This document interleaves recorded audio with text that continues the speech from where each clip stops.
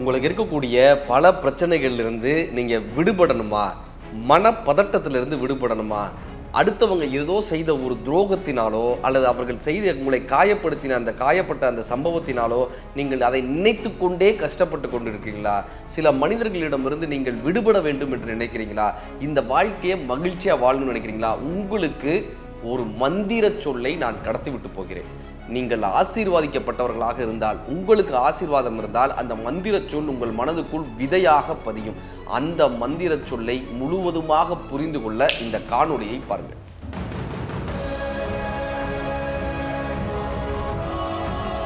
அனைவருக்கும் இனிய வணக்கம். நான் உங்கள் மதுரை ராமகிருஷ்ணன்.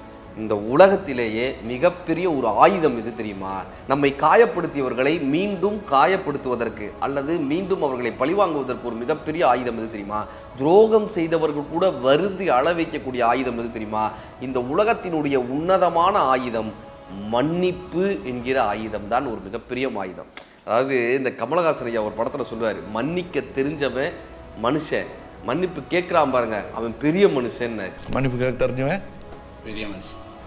சார், மன்னிப்புன்ற வார்த்தை ஏதோ சின்ன வார்த்தை தான், ஆனால் அதை கேட்கறதுக்கும் கொடுக்கறதுக்கும் மிகப்பெரிய ஒரு மனம் வேணும், மிகப்பெரிய ஒரு மனம் வேணும். இந்த மன்னிச்சுட்டு போறோம் பார்த்தீங்களா சில பேர், அது நமக்கு நல்லதுங்க. மன்னிக்க தெரிஞ்சவன் தான் மனுஷன். நீ மனுஷனா?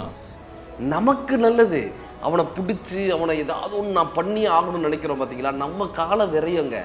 சில பேரை முடிந்தால் எவ்வளவு தூரம் அவர்களை மன்னிக்க முடியுமோ மன்னித்து விட்டு விலகி வருவது நம்முடைய உடலுக்கும் நம்முடைய மனதுக்கும் மிகப்பெரிய நன்று. தேவையில்லாத விஷயங்களிலிருந்து விடுபட்டு வருவது, மன்னித்து விடுத்து வர்றது மிகப்பெரிய நல்லது சார்.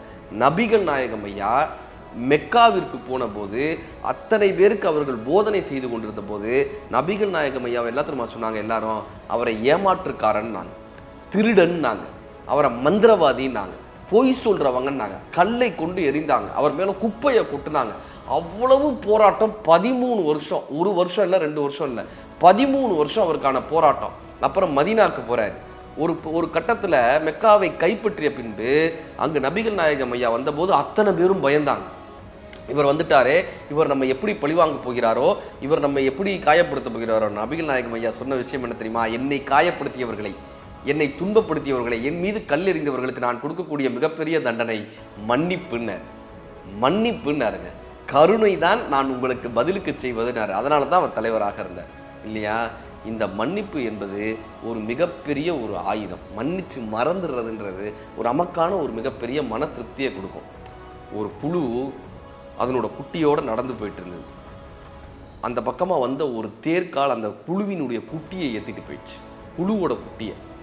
இப்போ இந்த புழு என்ன தெரியுமா பண்ணுச்சு? நேராக அரசவையில் போய் நியாயம் கேட்கணுன்றதுக்காக புழு அந்த அரசவைக்கு போச்சான். அரசவைக்கு அதற்கான நியாயம் கிடைக்கல. அடுத்தது புழு ஒவ்வொரு அதிகாரியாக போய் எனக்கான நியாயத்தை கேட்டுக்கிட்டே இருக்கு. ஒரு கட்டத்தில் இந்த புழு கோவம் வந்து தவம் இருந்ததான். தவம் இருந்து அதற்கு மிகப்பெரிய ஆற்றல் கிடைத்து கங்கையை முழுவதுமாக குடித்து அந்த அரண்மனைக்கு முன்னால் போய், அந்த நாட்டிற்கு முன்னால் போய் பெரிதாக உருவம் எடுத்து நின்றுச்சான். எனக்கான நியாயம் கிடைக்கலன்னா நான் இந்த நாட்டை அழித்து விடுவேன், இந்த கங்கையை ஊதி இந்த நாட்டை அழித்து விடுவேன்னு புழு போய் நின்று. இப்போ அந்த அரசர் வந்திருக்காரு, அத்தனை பேரும் வந்திருக்காங்க. உனக்கான என்ன உன்னுடைய பிரச்சனைன்னு கேட்கும்போது புழு சொன்னது, என்னுடைய குழந்தையை உங்கள் தேர்காலால் அழித்து விட்டார்கள், கொன்று விட்டார்கள், எனக்கு அதுக்கு நியாயம் வேணும்னு அந்த புழு நிற்கிது. நான் எத்தனை முறை வந்தும் கூட எனக்கு நியாயம் கிடைக்கல. இந்த தேரை ஓட்டியவனுக்கு தூக்கு தண்டனை விதிக்கிறேன்னு. யாரு? அரசர். தேரை ஓட்டியவனுக்கு. அவங்க சொல்கிறாங்க, தேரை ஓட்டியவன் காரணம் அல்ல, இந்த தேரில் இருந்த ராணி அவனை வேகமாக போக சொன்னதனால் அவன் கவனிக்காமல் சென்றான், அந்த ராணிக்கு தண்டனை வேண்டும்னா.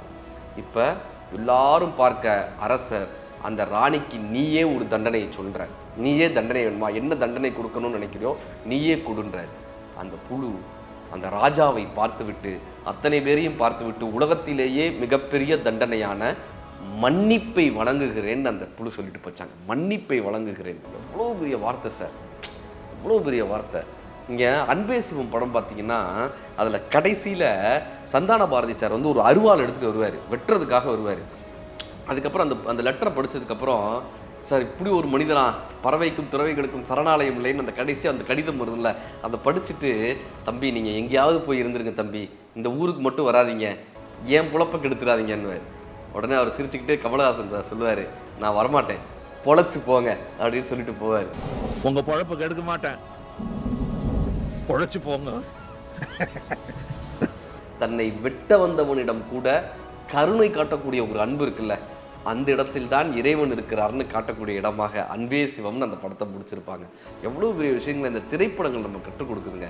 இந்த வாழ்க்கையில் நாம் மகிழ்ச்சியாக இருக்க வேண்டும் என்றால் நாம் எடுக்க வேண்டிய மிகப்பெரிய ஆயுதம் எதுப்பானா அன்பு, அன்பு, அன்பு. இந்த அன்பும் கருணையும் இருந்து விட்டால் இந்த மன்னிப்பை எளிமையாக வழங்கலாம். நீங்கள் குடும்பத்திலாவது இருக்கட்டும், சின்ன சண்டைகள் வருதா, வீட்டில் சின்ன சின்ன பிரச்சனைகள் வருதா, குழந்தைகள் ஏதோ சின்ன தவறு பண்ணுறாங்களா, மன்னிச்சுட்டு போங்க சார். உறவுகளுக்குள்ளற அவங்க அக்கா அன்னைக்கு அந்த கல்யாணத்தில் என்னை பற்றி என்ன தெரியுமா பேசுனாங்க, 20 வருஷம் ஆயிடுச்சு, மறந்து போயிருக்கும். இருந்தாலும் கூட அந்த உறவுடைய பிரச்சனையை அப்படி பிடிச்சிக்கிட்டே இருக்குமே. மன்னிச்சுட்டு போங்க சார், உறவுகள் நீடிக்கும். மன்னிச்சுட்டு போங்க சார், குடும்பத்தில் இன்பம் நீடிக்கும். மன்னிச்சுட்டு போங்க சார், நம்ம உடம்பு நல்லா இருக்கும். இந்த உலகத்தில் இருக்கக்கூடிய ஆகச்சிறந்த வலிமை மிக்க வார்த்தை எதுனா மன்னிப்பு, மன்னிப்பு, மன்னிப்பு. நன்றி. வாழ்க்கைக்கான இது போன்ற தன்னம்பிக்கை கதைகள், வாழ்வியலை சொல்லக்கூடிய கதைகள், மகாபாரதத்திலிருந்து, ராமாயணத்திலிருந்து, பெரும் எழுத்தாளர்களினுடைய சிந்தனைகளிலிருந்து நம் வாழ்க்கையை வடிவமைத்துக் கொள்ளக்கூடிய அற்புதமான தன்னம்பிக்கை கதைகளை 1 நிமிட கதை என்று இந்த புத்தகத்திலும், அதேபோல் விழுமுன் எழுமின் என்கிற இந்த புத்தகத்திலும் நல்ல தன்னம்பிக்கை சார்ந்த கதைகளை உங்களுக்காக வடிவமைத்திருக்கிறோம். இந்த கதைகள் உங்கள் வாழ்க்கையை ஏதோ ஒரு வகையில் முன்னேற்றும். இந்த கதைகள் உங்கள் வாழ்க்கையை கையை பிடித்து ஒருபடி அழைத்து செல்லும். இந்த கதைகள் உங்கள் குழந்தைகளுக்கான கதைகள், எதிர்காலத்திற்கான கதைகள், உங்களுக்கு நம்பிக்கையூட்டும் கதைகள். இந்த கதைகளை எப்படி பெறுவது என்ற கேள்விக்கு கீழே உள்ள தொலைபேசி எண்ணை நீங்கள் தொடர்பு கொள்ளலாம். வாட்ஸ்அப்பின் மூலமாகவும் நீங்கள் தொடர்பு கொள்ளலாம். இன்டர்நெட்டிலும் என்னுடைய வெப்சைட் மூலமாகவும் நீங்கள் இந்த புத்தகத்திற்கு ஆர்டர் கொடுக்கலாம். நன்றி.